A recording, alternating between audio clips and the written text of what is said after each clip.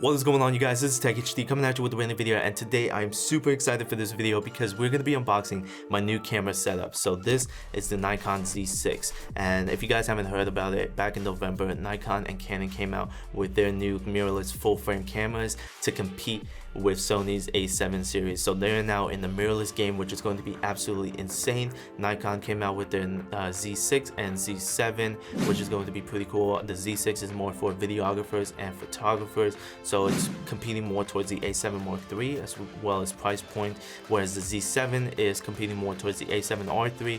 They have the same megapixels, you know, all the focus points, so it's more for a photographer use. But the Z6 is going to be absolutely insane. So I got in front of me the Z6, the 24-70 lens kit, as well as an f4, and then next to me I got the FTC mount adapter. This takes a new mount, it's the new Z mount, whereas the old Nikon's is using the F mount, so that's why I have this lens next to me. I got the 70-300. It's an F mount, so I have to use this adapter for it, but still it has VR and it has built-in stabilization on the body as well, so it's going to be absolutely insane. So VR, you're gonna not get any of that shaky movement when you're taking pictures, as well as when it comes to video use, which is gonna be pretty crazy. And then over here, what I got is a new memory card. So the Z6 and the Z7 takes a new memory card. Instead of SD cards, they're using XQD, which is pretty insane. So that's something else that you kind of need to buy if you're gonna go for the Nikon cameras, which is pretty interesting. You know, these XQD cards are not cheap at all. I wish they were, but you know, Sony is the only one that makes the XQD cards, so that's why they could bump up the prices. But the new Z6 and Z7 is going to be coming out with an update to support CFast Express cards, and that's open source. So SanDisk, Lexar, Kingston, all types of companies are going to be making their own CFast Express cards, and they have been doing a couple announcements. And the funny thing is that SD cards support up to like around 100 to 150 megabytes on the read and write speed, whereas XQD supports up to 400 to 440 megabytes on the read and write speed. The CFast Express, from what I saw, supports up to 1700 megabytes on the read and write speed, which is going to be absolutely insane. But XQD is good enough right now, you know, when it comes to shooting multiple shots, when you're constantly shooting bursts and raw photography, and then when you're doing really high quality 4K footage, 10-bit, all that. You need a card to really support all that speed. I got the 32 gig right here, and then I also got an XQD memory card reader to USB, because you know, my SD cards and all that is not going to work for this camera, but it's alright, you know, I got this stuff as well. So this is pretty much all that you would need, especially if you have Nikon lenses. I definitely recommend the FTZ mount adapter, and it's going to be very interesting because Nikon wasn't really into video use, they were more into photography. But now that the Z6 is going to be coming out with a couple new updates to compete with Sony's, I'm going to be explaining why I chose the Z6 over Sony's A7 series, and why I think it's going to be better for when it comes to videography and when it comes to photography as well. But without further ado, let's get into the unboxing. I'm going to be unboxing all of this, and then we're going to do some test footage, as well as I might show you guys some photography, some photos that I will be taking with the Z6, and then we're going to see how this really performs. Alright, you guys, so we got everything right here. So we got the Z6 24-70 kit, we got the 70-300 lens, we got the FTZ mount adapter, and then we got the XQD card and the card reader. So now we're going to be taking a look at this one first. So I'm going to be put everything to the side.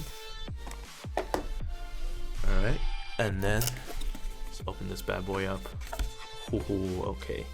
So we got another box of the lens, and then we got the one of the body. I'm going to be grabbing the body first because I want to show you guys pretty much how it all looks. Okay, so we got the documents of the warranty and all that, registration, setting everything up. So that over to the side. Okay, so we got the camera right here. Okay, look at this. Look at that mount. That thing is ridiculous. That thing is crazy. The new Z mount compared to the F mount is crazy. So we got the body right here. I'm going to be putting that over to the side. Seems like we got the USB Type-C to USB 3.0 cable, and then we got the strap itself, as well as we got the battery charger. This takes the same battery as the D850 and the 500 and all that. It's the ENEL15. Let's see, there's the battery over here, so it does say the 15 right here. And then we got the other little accessories And then we got the eyepiece and all that. And that is pretty much it as far as the body goes. Alright, next we got the 24-70 f4 lens. This is the kit lens. Okay, so we got the little pouch if you want to put it away, take it with you somewhere. And then we got the lens itself. Okay, put that over to the side. And then what do we got over here? We got the lens hood as well. So then we got the 24-70 f4 lens, which is pretty crazy. So this one is just a little piece. Before they had a little button that you would have to hold to lock it and unlock it, but then we got 24 all the way to 70. Pretty nice. And then we got the lens itself. Very cool, very cool. And then we got auto mode or manual if you want to do focusing, if you want to do manual focus or automatic, you know. And then we got the mount itself. Just pretty crazy. Alright, let's close that up before any dirt gets in there. And then we got the pouch itself, and that's pretty much it. And let me just show you guys real quick the lens hood.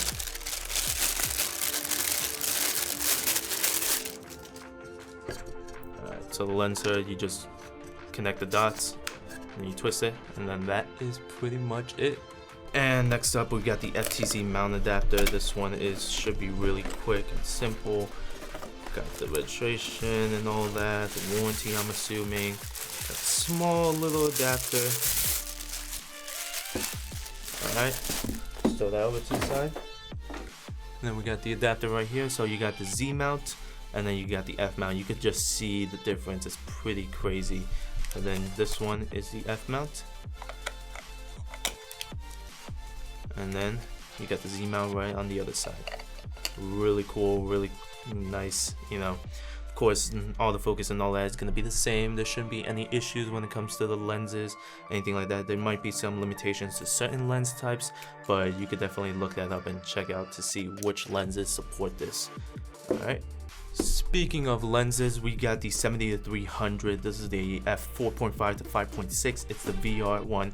It's an FX, not a DX, of course. FX is for the full frames. I'm going to lift this up. Okay, so we got another pouch, or if you want to take this with you.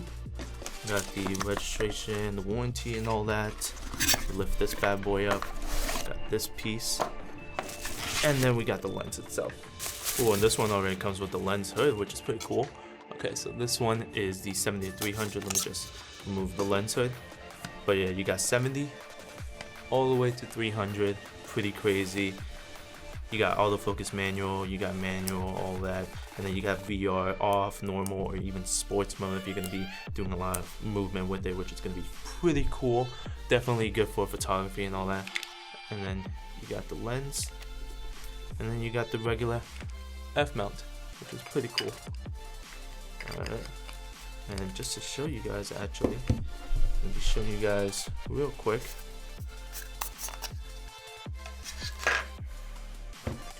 So as far as mount goes, you can see you got the F mount and the Z mount. It's a big difference. It's pretty crazy. But when it comes to the Z mount, you got more light coming in, which is going to be really cool. I'm going to be explaining that a little bit more later on. But we got both of the lenses right here. And also just to show you guys, this is the lens hood as well. Really cool when you're doing some outdoor photography and videography. Very nice. And then one of the last things that we got is the XUD card. So this one takes XUD instead of SD card, 32 gigs, 440 megabytes on the read, and then 400 on the write. This is their G series. It's from Sony. Only Sony really makes these XUD cards. This one I actually needed a knife when it comes to opening it. Alright. Very simple. Nothing crazy. I'll flip this over. And you can see it's just a little bit larger, comes with a little protective piece. But yeah, a little bit larger. But the good thing now is that they're going to be coming out with a CFast Express support for the Z series. So it's going to be XQD as well as CFast Express. CFast Express is going to be much quicker from what I saw, which is going to be pretty nuts. And then finally we got the XUD card reader. So this goes from XUD to USB 3.0. This is something that you will need if you want to easily transfer it to your computer or laptop. Of course, none of it's gonna have an XUD card built into it, but pretty cool. Okay.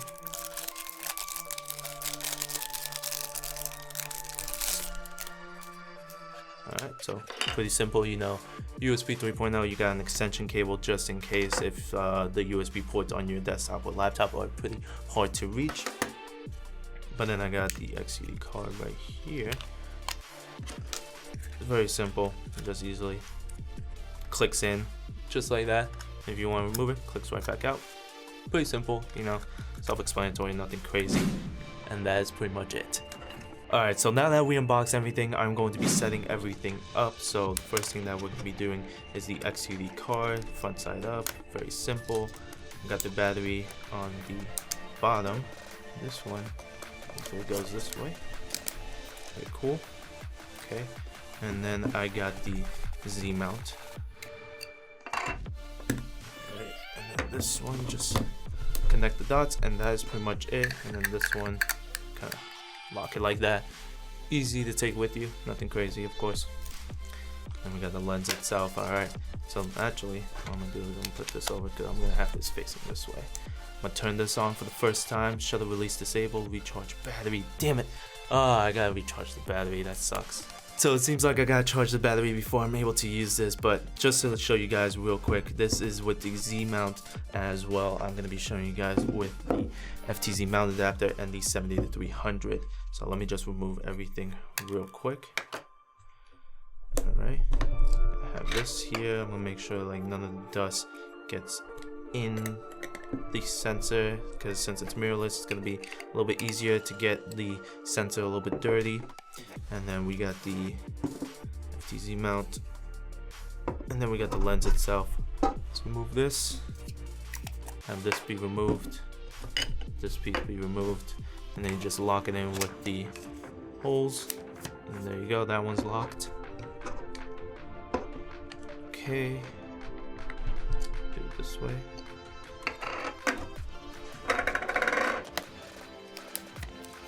Alright, and that is pretty much it, using the FTZ mount adapter when using a F mount lens. Pretty cool, 70-300. This is going to be really cool for when it comes to photography and all that. Super excited to use this one. Alright you guys, so as you can see right here, I'm using the Z6 right now, and it's pretty crazy because since it's a full-size sensor, I could put it a lot closer to me, literally at an arm's length. I could really reach and just hit the record button or hit the focus, which is pretty crazy. Whereas with the Panasonic G7, it's a micro four thirds sensor. I have to put it a little bit further away from me, so that pretty much sucks. But as you can see right here, here's the G7 itself, so I am using the Nikon Z6, and so I'm gonna put this over to the side. But yeah, let me know what you guys think down in the comments below on what you guys think about when it comes to sharpness, focusing. I have it set to autofocus continuous, and I have it set to face tracking, and all that settings that I had stayed the same. I have the shutter speed set to 60, I have the aperture set to f4, and I have the ISO set to 160, which is pretty cool. So a very low aperture, ISO, and pretty much the same shutter speed. I'm shooting at 4K at 30 frames, so setting it to a really low ISO, I shouldn't be having any noise or any issues like that, especially with the full-size sensor, which is pretty crazy.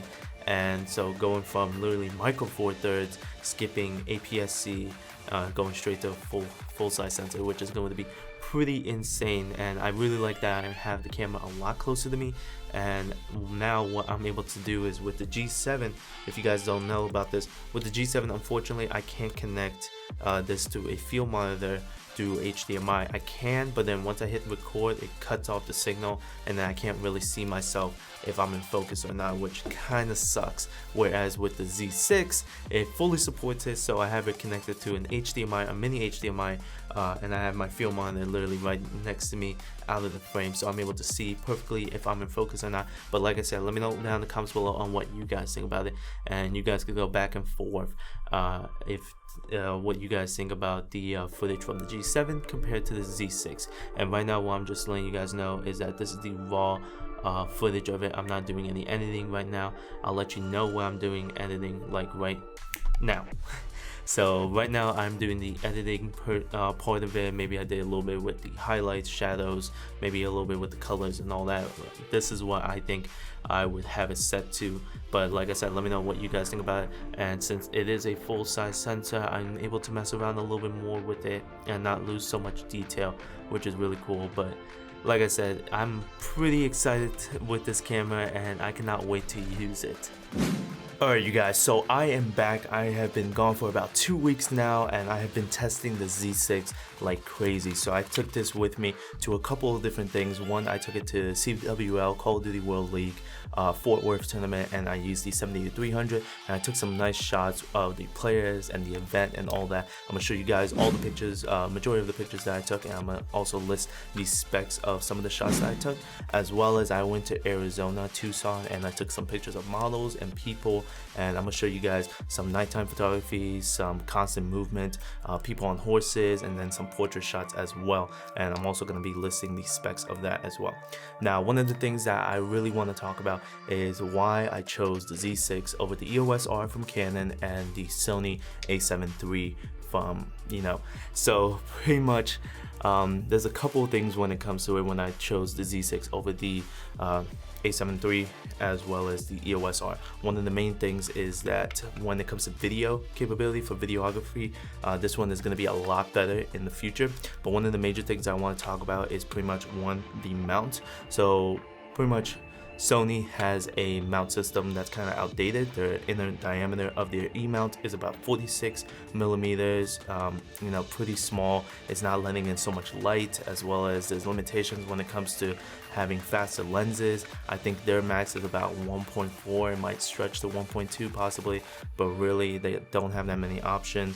Whereas this one has a 55 millimeter diameter, which is going to be letting in more light, which is also going to be better when it comes to faster lenses. This one, like I said, they came out with a knock lens, which is doing 0.95 at 58 millimeter, which is pretty ridiculous.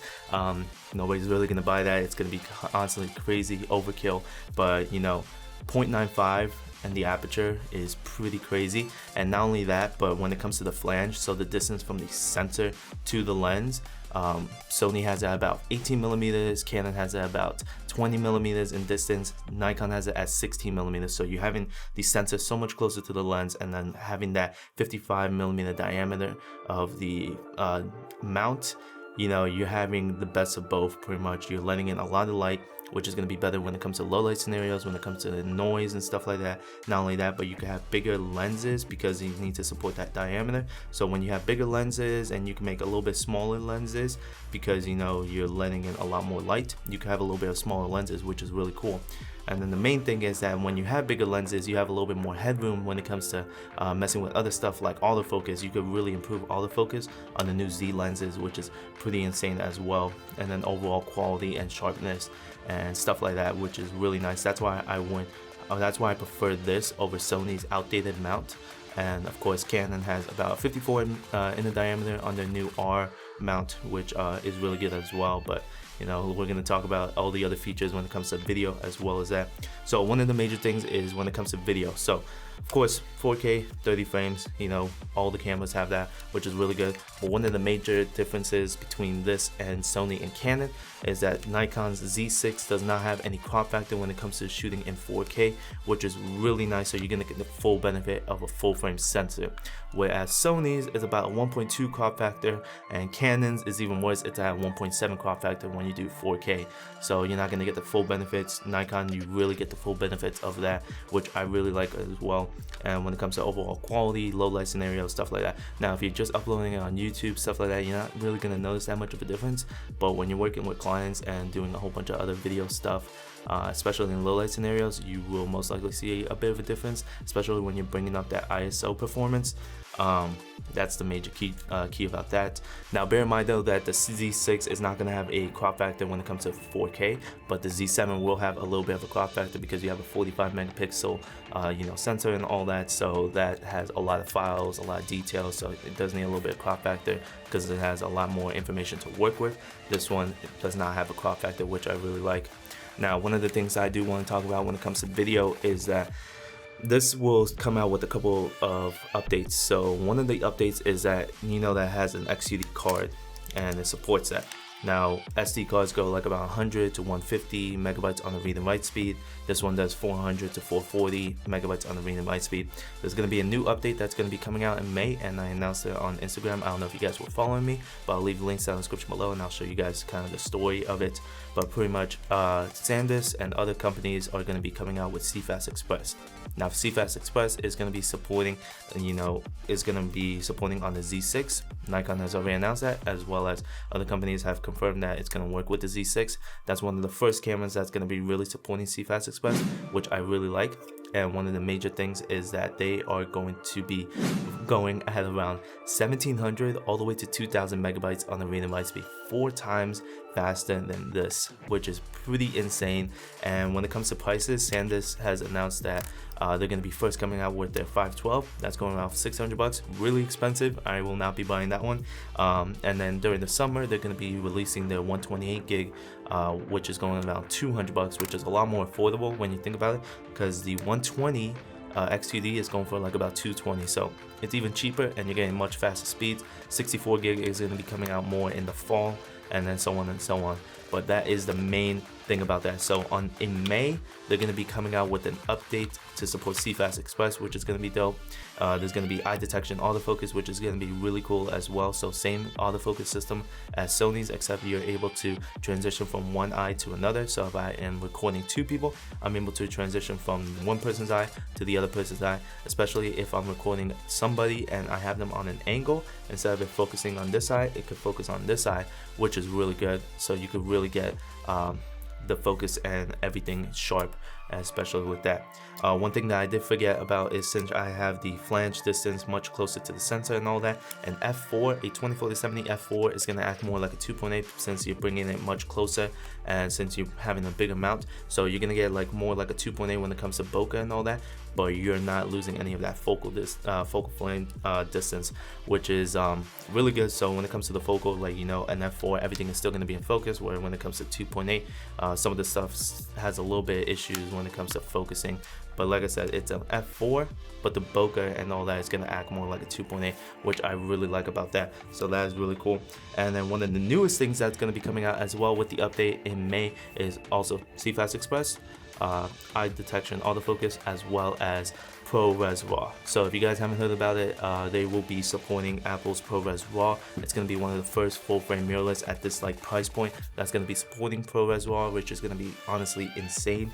Now, one of the major things that I want to talk clear about it is that this is going to be ProRes RAW at 12-bit at 4K, which is going to be really good, but you do need an external recorder, so you need to connect it to like a field monitor, like a Atomos Ninja 5 that will support the 12-bit RAW capability. So you have to connect it, you have to get an Atomos Ninja 5 or any other field monitor that has a external hard drive to record and have it saved to that in order for you to do RAW.